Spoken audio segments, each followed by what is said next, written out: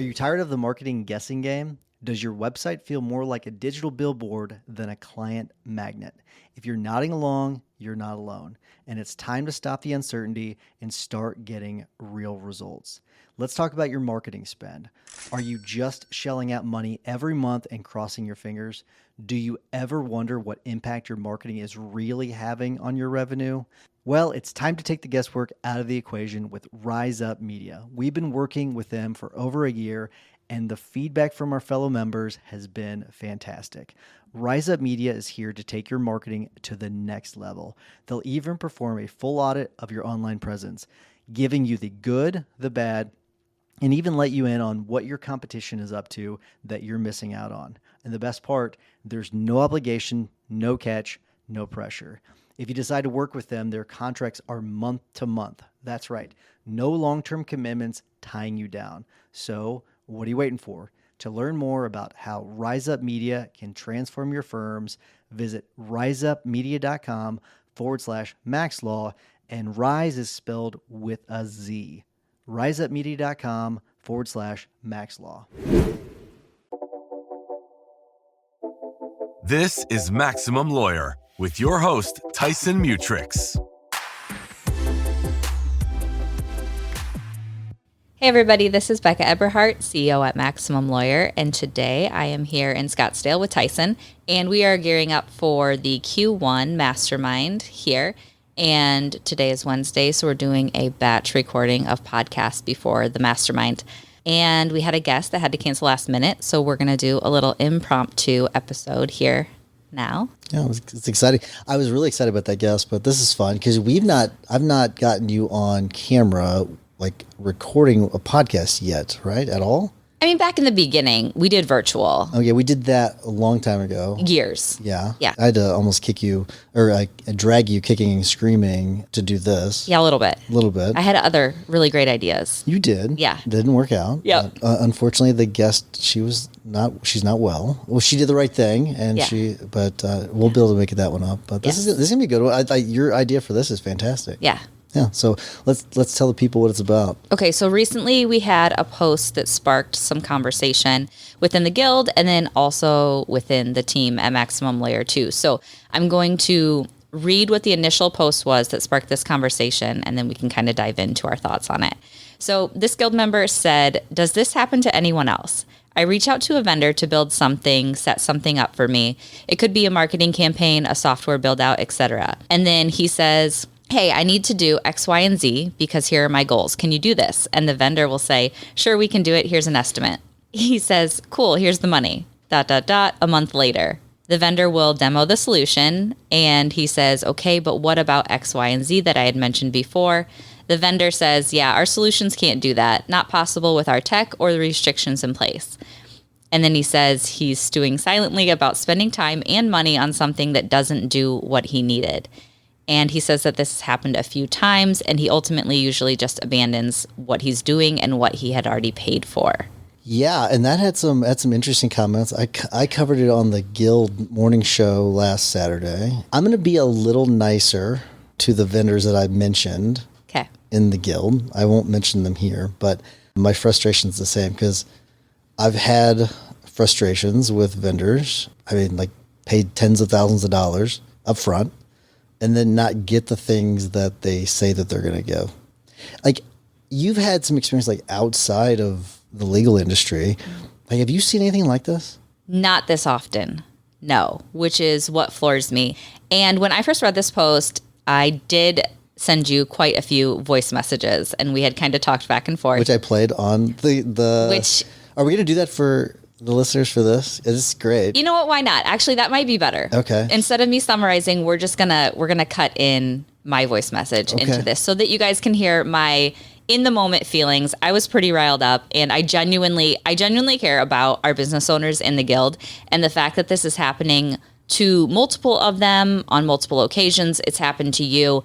I just think that that's not something that we should all stand for. And then now we're at a point where what can we do about it? We meaning Maximum Lawyer, but also as an industry in general. I don't think it's something that can continue, and we need to figure out how to fix that. Okay, I'm also pretty worked up about this topic.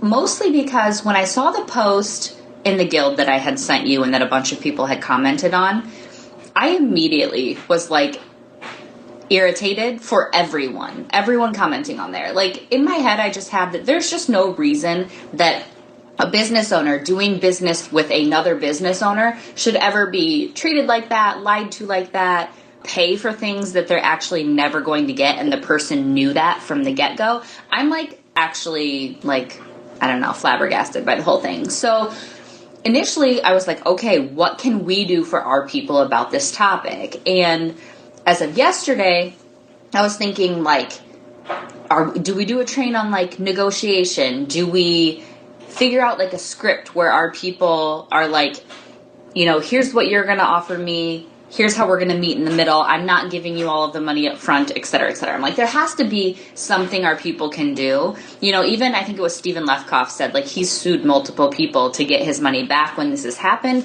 It shouldn't have to go that far. Not in B2B.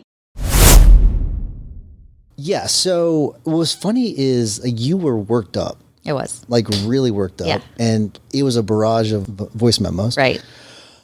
But you had also brought up something, I don't know, 20 minutes ago from, like, our meeting notes, which is funny because did you remember that? I did. Okay. That's how much I actually care about this topic. And I think that it's that wrong. And I think that it comes up this often. So when I was thinking of this topic, I also remembered in the notes for future episodes, I had written this down, and this has to come from like over a year ago. So I do find it ironic how much this topic just keeps coming back up. And so these were just generalized notes. I had wrote that vendors and the products and customer service that they offer law firms, why does it seem so bad? What can we do about it? You had said, so this was on a team call and I had made notes on it. Tyson had said that law firm owners have to make the worst clients. And I had a instant reaction to your comment because I actually thought the complete opposite. And I told you and Jim, I had said that I had actually never seen vendors seem to put in so little effort to retain customers. And I believe that good customer service goes a long way. And I think that I see a lot in this industry, meaning vendors that serve law firm owners, trapping them into contracts as a way to create retention in their own business. And I think that we're at a time where retention is earned by providing exceptional products and services. And that's the only contract that should exist. Sure. And I will say I might be wrong about it. I mean, I think it's from my perspective as a lawyer that we ask a bunch of questions. Like we also have like I just, and part of it is like, I imagine some lawyers being like, well, I'll just sue you. Like, you know, like, you know what I mean? Like that kind of a thing where we've got to be the type of client that, or customer that is like a little bit more demanding. It's gotta be, and maybe I'm wrong about that. Okay. So how is this working out then? You feel like you are a customer who is more demanding and we're seeing our people get a lesser service. Yeah. How can both things be true at the same time?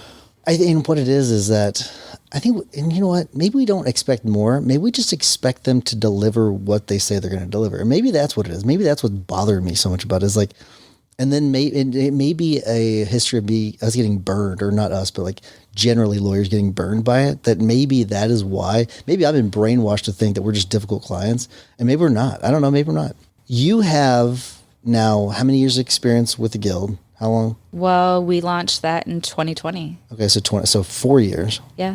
You've dealt with a bunch of lawyers. Yeah. Do you find, like, my thinking was that maybe that we are just lawyers that were difficult to deal with. Have you found that? No. Okay. Well, Not at all. then, or maybe the Guild just maybe it's a special breed. I don't know. And I do find that they kind of are. They think a little bit differently in the way that they are. I feel like, and I don't know if they use this terminology themselves, but I identify them as legal entrepreneurs, where I think that other people, maybe even the people who target them, just think of them as lawyers. And I think that those are two different people. I think we should start using legal entrepreneurs. I like that. Yeah, I love it. Okay, so we're not going to use law firm owners, legal entrepreneurs. Yeah. Okay, this is an exclusive. Okay. Yeah. Good. So I mean, maybe I'm wrong with that. When I said that, it's one of those things like maybe who knows what my mindset was at the time. I will say when I said that was whenever I was dealing with that one vendor that I had paid a lot of money up front that had told us. Like we sat, and I talked about this in the guild show. So if anyone that's in the guild, you can skip forward about 30 seconds. But we sat, Kashif and I, we sat and talked to them. We went through all of our requirements. We not only sat with their salespeople, because we ran it by the salespeople. They said, well, we need to talk to the dev department. And then we sat down with the dev department and we went through everything, told them all of our specifications. We were very clear about it. And then we pay them up front. And like upfront, and that's a mistake. From now on, I will not do that. I'm not going to pay you for an entire year up front. Yeah. That's just that was a bad move. But I got a better deal. That's why I did it. And then they come to us a month later and say, we can't do any of this stuff. And we're not giving your money back. It's like, okay. And I said who it was. If you want to join the guild, you'd find out who I'm talking about, but I'm not going to, I won't go that far. It's very frustrating. And the person that posted this, we're not going to mention who posted it, but like that, it is it seems to be a common thing based on what comments we get in the big group. There were a lot of comments on this post in the guild that I had just read, and they were all, yes, I have been through that. Yes, I've had the same thing. Yes, I have done that multiple times. Someone said that they have sued to get their money back on numerous occasions. And like I said, there has to be something different here. You answered a question that I was going to ask. I was actually going to ask you, because other members are saying this too, why are you guys paying so much up front? But you had said that what they're doing is they're offering you a better deal. So is that a situation where they're saying, hey, you can pay us month to month, it would have been X amount, or you can pay us for the first year and we're giving you a 10% discount? Is that what happened? I don't think so with that company. I actually don't think there was ever the option of paying month to month. There could be a variety of reasons. They may offer a month-to-month option. I'm sure, actually, in that company, they probably do. Yeah. But I do know, based on what other people pay in that service per month, or for the year that they pay, that I did get a much better deal. I mean, I got a much better deal, and it could have been because of my position with Maxwell too. I don't know, but I know I got a pretty good deal generally. But it theoretically would have been a good deal. Yeah. And then it ultimately was just. Yeah. And undoubtedly, I could obviously sue to get that money back. I just don't have the bandwidth for that. I just don't really care that much about it to do that. So yeah. Have you ever thought through the mindset of these other business owners who are vendors serving legal entrepreneurs, where it's a lot harder to get the new sale, right? We all know that in any business. It doesn't matter what it is.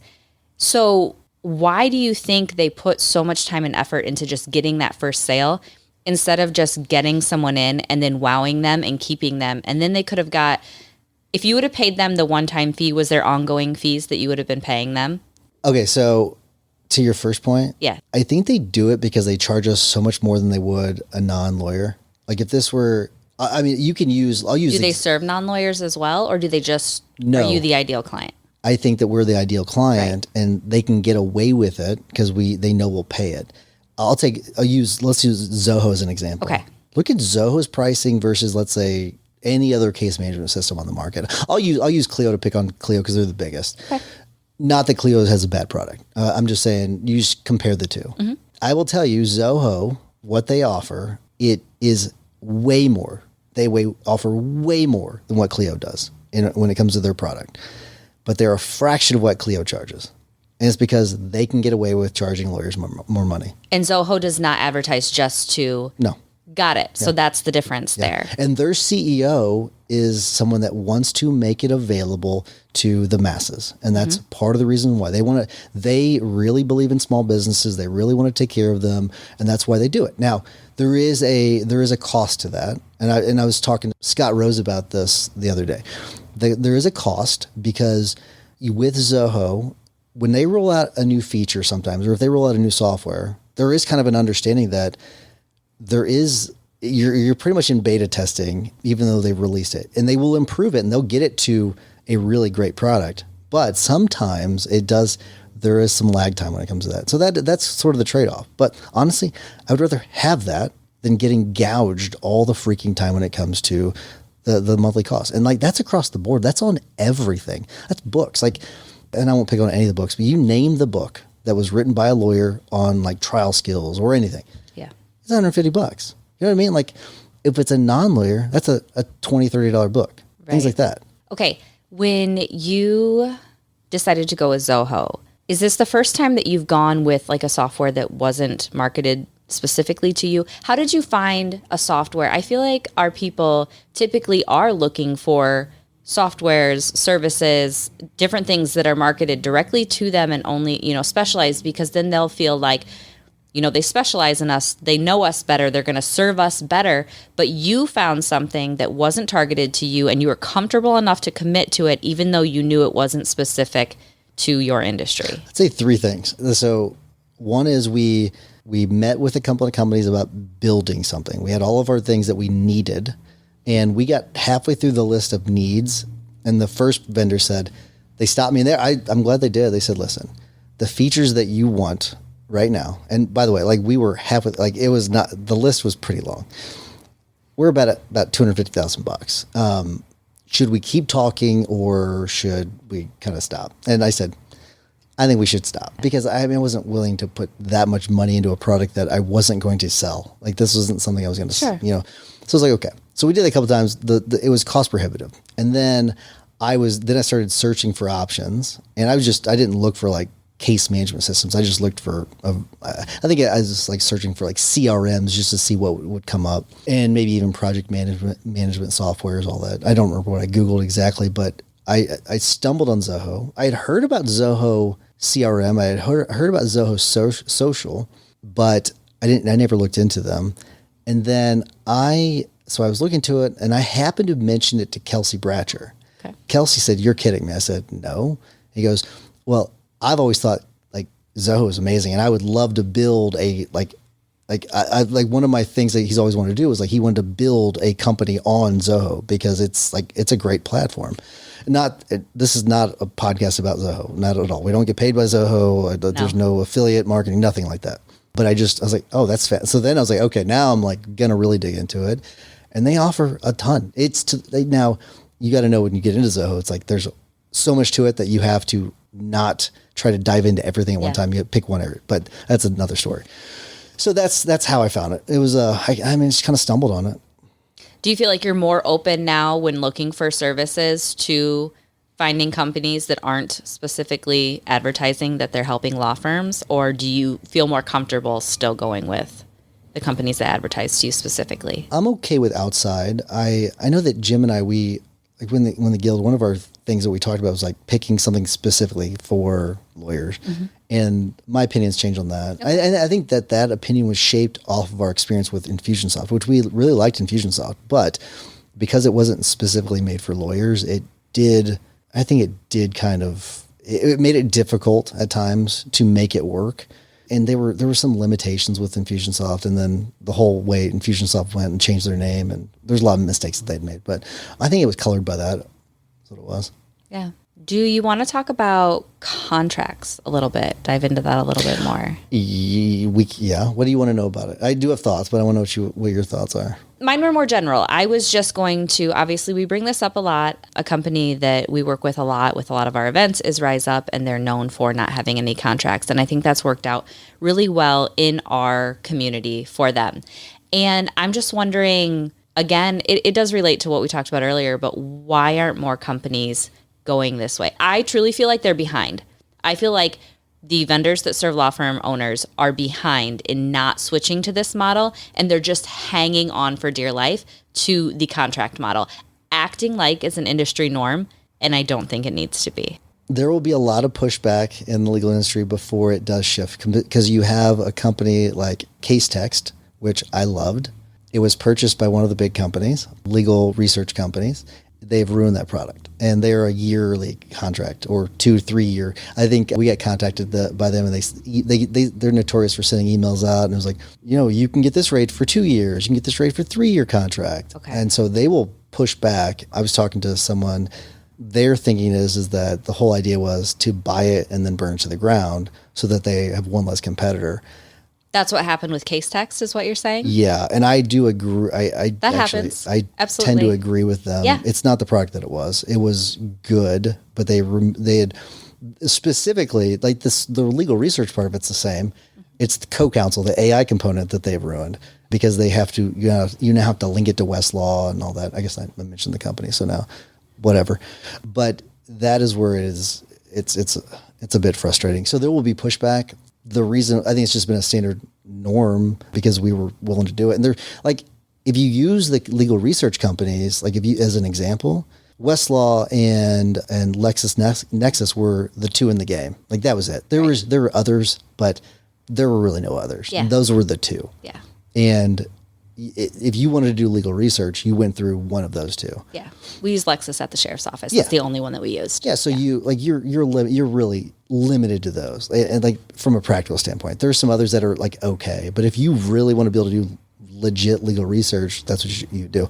Now, AI has changed that quite a bit, which that will soften it quite a bit. Like Paxton AI, again, no sponsorship, nothing like that. They're great. Like it is better than CoCounsel was, which is good. So I'm thankful to a certain point, but they're month to month. They are not a long-term contract. Their fees are pretty reasonable. So I just think it's something that we've been so used to doing for so long and putting up with it that I think it's part of it. Yeah, I think my thoughts on this are, I think that for our people, I think it is time to create that resistance. And I think that we, meaning you guys as business owners, like you actually have to take the action on it, question it, ask for a better deal. I think that that's what's going to have to happen to change it. And you had a really good idea that came from this conversation, which we can't talk about yet. So we got to kind of tiptoe around this. Let's do that. But you do have a great solution to this that we're working on. We have a solution that's going to help with this issue. Yeah. That does not exist yet. No. In this industry. No, which is pretty cool. And it's one of those things, like I told you, is like one of the most, I don't know if it was the most exciting or it's either the most exciting or one of the most exciting things that we've talked about. I agree. Yeah. It's going to be pretty cool. Yeah.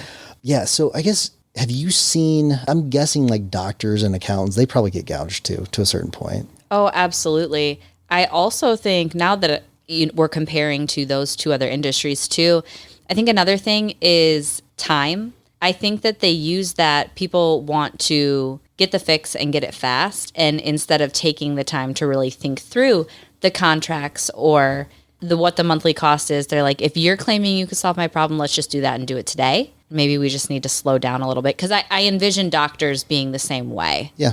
Very, very busy people and not enough time to really vet what they're signing up for. And I do think that there are times where you have to pay a little bit more upfront. I do think that is like, I'll use like SEO companies where like dealing with a personal injury firm, which it's a highly competitive market where they've got to do a bunch of build out front. Or let's say it's even a software company like Yossiers. You got to pay, $1,000 or $2,000 up front because they have to do a build out for your specific software for requesting medical records. I'm 100% okay with something like that. I have no problem whatsoever paying something like that because there's some sort of, they've on their end had to, expend some sort of resource, whether that's time or money, whatever it may be. But I'm really talking about we're talking about the ones that are like, they tell you they're going to do something, you pay them for that thing, and then they don't deliver on it. That is a completely different thing. Yeah. And I think that the idea that you came up is going to make that less likely in the future. I completely agree. It's definitely going to create a lot more accountability, and I'm very excited for it. Yeah, I like that. Any tips because I will say you're pretty good about like negotiating with vendors and stuff. Any tips for people for like dealing with vendors? I think that would be pretty helpful. I mean, the thing that I just mentioned with time is that you just have to know that you're committing the time it takes to do the communications and figure out what works best for you. I think that's another thing though. How often do you think that law firm owners like you are even negotiating? Or do you think that they're told, this is our package and this is our price and this is what you can have it for? Do you think they're even asking the questions? I don't. So knowing that they have that ability I think that's, now I was lucky enough to be in a position early on where I worked for a firm where I don't know why he let me do this. I have zero idea, but it was great because he let me sit in the room with some of these negotiations and he was really good at it about like, they would say, and like, I would blush like the numbers he would propose versus like what they said that they were charging for it. And like, that's my style. Yeah, I like this a lot. And I was like, wow, you can do this? You can. Like, I didn't know that growing up. I'm thinking like, wow, this is a great lesson. Like, I remember there was a time where it comes to billboards. So I worked for a volume firm, and they had, they have these contracts for billboards and stuff. Yes. And so they come in, it was time, they had some new signs available is what it was. So I already said in a couple of meetings, and this one he wanted me to go in and said, tell them what he was willing to pay. Yeah. And he had the check written out. That was another little trick too. You write the check out in advance. Yeah. And so I met with the guy, and he's like, well, we can't do that. And I was thinking like, okay. And so I went and told my boss, and he comes in, and I'm talking, it's like a fraction of what it was, but he was willing to pay the full year up front, which I thought that was another good lesson. At his price. At his price, which I thought was another good lesson. Yeah. And he goes, so he comes in, and he just says, and because I think that the guy thought that I was trying to get the firm a better deal, but I really didn't have final authority. Yeah. And so boss comes in and says, oh, this is what we're paying. Yeah. And I mean, otherwise we're not paying anything. Yeah. The guy like within seconds says, okay, we'll do it. I'm thinking like, so like, okay, now I understand this game a little bit more. So yeah, I think that is important, understanding that you can actually say, no, not paying that, and be willing to walk. Like that's something I've seen. Yes. Like you're willing to walk. There are other options. Yeah. You can walk. No matter how much you want it, you're like. And that's from a business standpoint and from a consumer standpoint. It doesn't matter if this would be more convenient or faster. You can always walk, and there's always another option. I'm assuming you do this in your personal life? I do. How does Jeremy feel about this? Great. Oh, okay. So, I save us money. That's fantastic. Does he ever blush whenever you're like offering some far lesser amount? Oh, okay. So no, I'm not. I should probably clarify here. And this does have to do more with things that we pay recurring services to. I want to be very clear. I love like shopping local, things like this. I'm never walking into my local coffee shop and asking for a discount on like my drink or anything like that. I think that they deserve the price that they're asking for. So you don't do that? No, absolutely not. I don't either. Okay, good. Yeah. This is actually things that you pay for on a recurring basis, like internet, streaming services, the satellite radio and vehicles. All of those things are negotiable. And these companies are just so big that I think that it's a very valid ask. And 9 times out of 10, they're going to do something for you. Yeah, especially satellite radio. I mean, Jesus, that number's never set in stone. Like that's always negotiable. I can't believe what they attempt to charge, but a lot of people do. They're like, that's the number? That's why they do it. Sure thing. It's a good lesson on the other side. If you have not negotiated your Sirius XM subscription, right. I will tell you, I am paying 25% of what you are paying. Yep. Yes. I mean, at most. It is kind of crazy with that. It's a good lesson on the other side for lawyers, like actually like ask for more. People, you might end up, I mean, if you want to get into that game of negotiating, that's fine too. Like we don't. Like we just don't want to play that game. But like we do, our fees are a little bit higher than most injury firms because we like our bottom is 35%, not a third. But like it is a good lesson though. Like ask for it. And if you have to adjust it, then adjust it. But I think that is good. It's a really good lesson. And what's the worst thing that's going to happen? They're going to say no. Correct. That's it. That's it.